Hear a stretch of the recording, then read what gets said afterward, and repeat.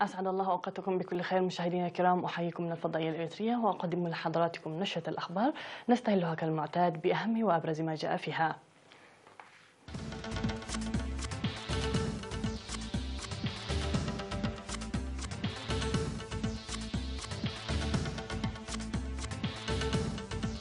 فخامة الرئيس إسياس أفورقي يتباحث مع وفد ياباني. انتخابات المدراء الضواحي في مديرية القردات. تسير أنشطة تشجير واسعة في مديريتي القردات وبارونتو. الحكومة السعودية تكرر رفضها للتدخل الكندي. ولاية كاليفورنيا الأمريكية تكافح أكبر حرائق في تاريخها. واتهام رئيس وزراء ماليزيا السابق نجيب عبد الرازق. من العناوين للتفاصيل أهلا بكم. أجرى فخامة الرئيس إسياس أفورقي في 6 أغسطس الجاري في قاعة دندن للاستقبال مباحثات مع الوفد الياباني بقيادة ماساهيسا ساتو وزير الدولة للشؤون الخارجية. وعبر الوزير ساتو في اللقاء عن تأييد الحكومة اليابانية لإعلان السلام والصداقة المشترك الموقع بين إريتريا وإثيوبيا في 9 يونيو الجاري. كما قدم الوفد الياباني توضيحا فيما يتعلق بالمؤتمر السابع لتنمية إفريقيا التيكاد الذي سينعقد في 2019 بيوكوهاما اليابانية، وقدم دعوة المشاركة لفخامة الرئيس إسياس أفورقي في المؤتمر. وطلب الوفد دعم وتأييد إريتريا للتحرك الياباني الجاري لتكون اليابان عضوا غير دائم في مجلس الأمن. بدوره قدم فخامة الرئيس إسياس أفورقي توضيحا مسهبا حول عملية السلام والمصالحة الموقعة بين إريتريا وإثيوبيا، وخاصة إعلان السلام والصداقة المشترك الذي وقع في العاصمة أسمرة والتطورات التي أعقبته، موضحا تأييد إريتريا للدعوة المقدمة لإجراء تغيير جذري في هيكلة وأعضاء مجلس الأمن.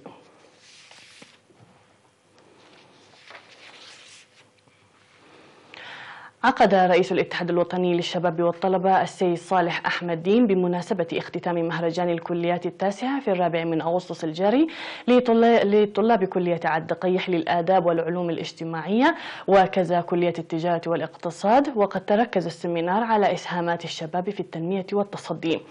وتحدث السيد صالح بإسهاب حول الدور وإسهامات الشباب في الماضي والوقت الراهن بخصوص القضايا الوطنية، داعيا الطلاب للاستفادة الجيدة من فرص التعليم العالي المتاحة لهم، وكذلك المرحلة الآنية المبشرة، والعمل بوعي من أجل مستقبلهم المشرق وإنجاح رؤية الشعب والوطن. وقال السيد صالح إن من مبادئ الاتحاد الوطني للشباب والطلبة السعي جاهدا لتسيير شباب إريتريا للربط بين الأمس واليوم والغد، موضحا في الوقت ذاته أن مرحلة السلام الحالية ثمار صمود واستشهاد الشعب الإريتري وخاصة الشباب، مشددا بأن تحمل مسؤولية الحفاظ على تلك المكتسبات تعود إلى الشباب. ومهرجان الكليات الذي انتظم هذا العام في كل كلية واستمر لفترة 4 أشهر اشتمل على برامج تعليمية ورياضية وثقافية وغيرها من البرامج.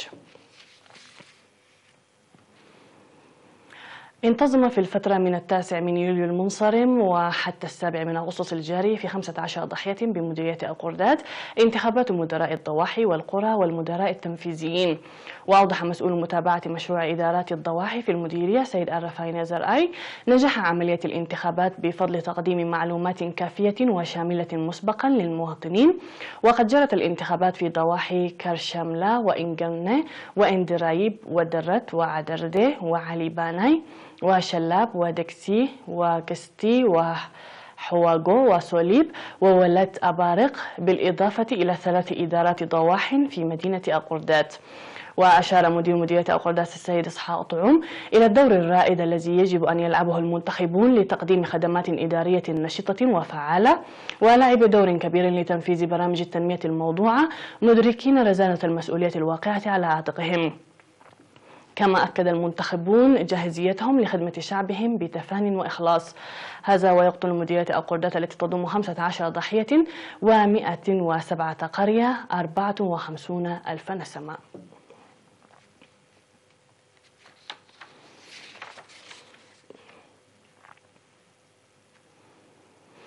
في إطار برنامج التصدي التنموي الجاري نظمت أنشطة تنموية فعالة في مديريتي أقردات وبارونتو بإقليم القاشبركة تمثلت في حفظ المياه وحماية التربة بالإضافة إلى غرس الشتول. وأوضح مسؤول سلطة الغابات والحياة البرية في إقليم القاشبركة سيد تخستك فلماريام بأن أنشطة النفير التنموية الجارية بمساهمة ومشاركة كافة أفراد المجتمع تجري مواصلة للاستثمار الجاري لاستقرار البيئة واسترجاع النباتات والغابات إلى سابقها. كما تم غرس أكثر من 20,000 شتلة من الأشجار الأصيلة كأشجار النبغ وغيرها من تلك الأشجار ضمن البرنامج في مديرية بارونتو. من جانبه أوضح مسؤول سلطة الغابات والحياة البرية في مديرية أقردات السيد برحي هابتوم غرس 10,000 من الشتول في الحفر المعدة مسبقا في المناطق التي شهدت أنشطة نفيرية لحفظ المياه والتربة. وعبر المشاركون عن سعادتهم للمساهمة في البرنامج الجاري لإعادة الغطاء النباتي إلى سابق عهده مناشدين للحراسة والرعاية اللازمة للأشجار المغروسة.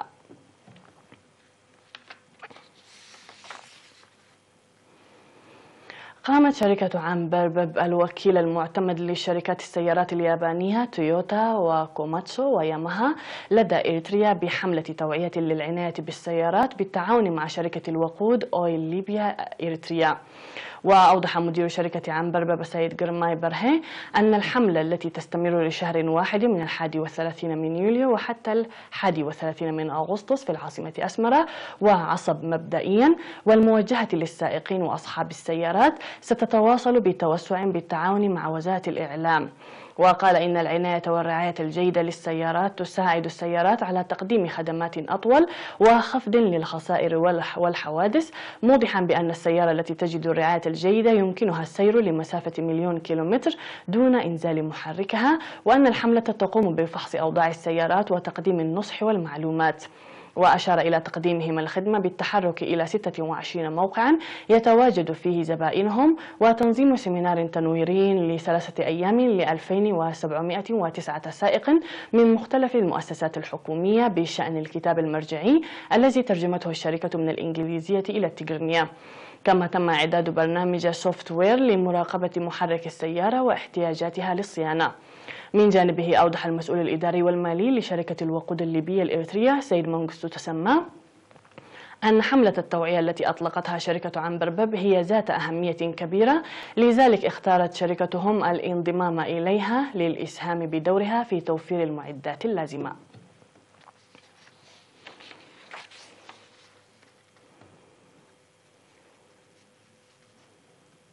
كانت هذه الأنباء المحلية مشاهدينا الكرام، فاصل ونعود مع الأنباء العالمية، فابقوا معنا.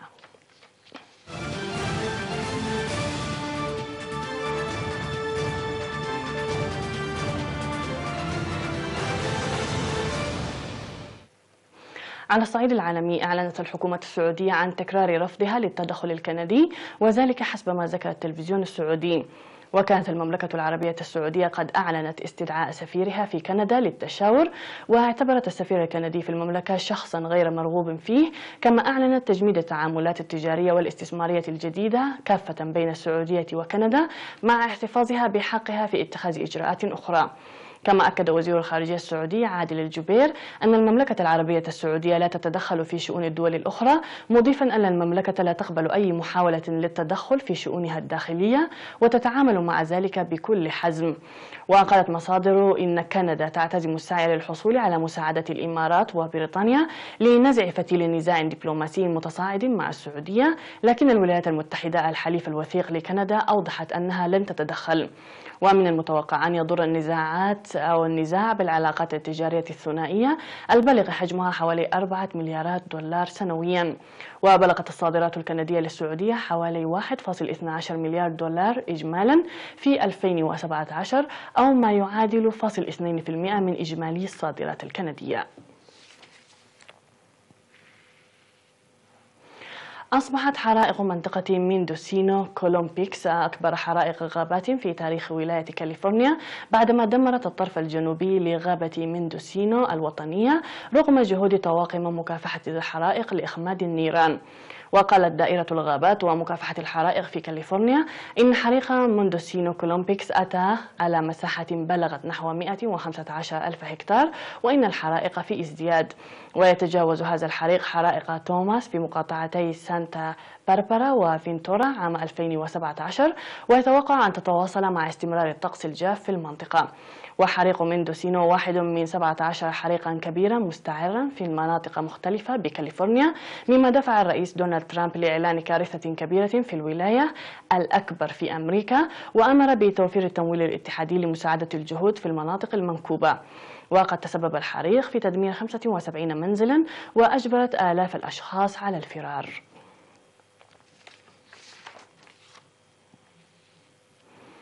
وجهت السلطات الماليزية 3 اتهامات بغسل أموال إلى رئيس الوزراء السابق نجيب عبد الرزاق في إطار تحقيق بشأن أموال مفقودة من صندوق التنمية الماليزي التابع للدولة.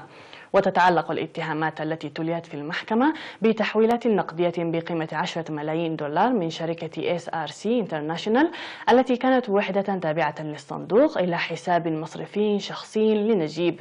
كان نجيب قد اعتقل الشهر الماضي واتهم بإساءة استغلال السلطة وخيانة الأمانة عقب تحقيق بشأن SRC International. وتعرض نجيب وأسرته للكثير من التدقيق منذ هزيمته في الانتخابات التي أجريت في مايو وفاز فيها معلمه السابق مهاتير محمد.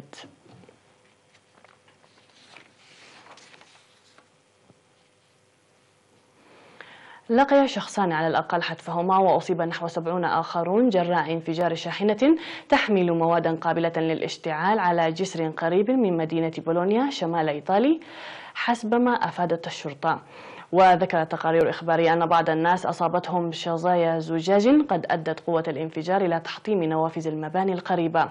وقالت الشرطة الإيطالية إن ما بين 60 و70 شخصا أصيبوا، بعضهم بحروق خطيرة جراء الحادث الذي وقع على طريق سريع رئيسي شمال المدينة.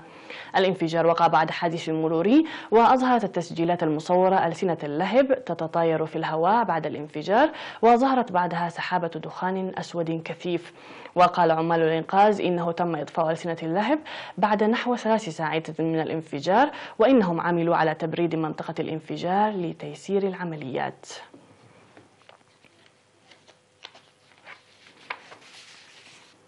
نهاية النشرة مشاهدينا الكرام، شكرا لكم على حسن المتابعة، تحياتي لكم أينما كنتم، إلى اللقاء.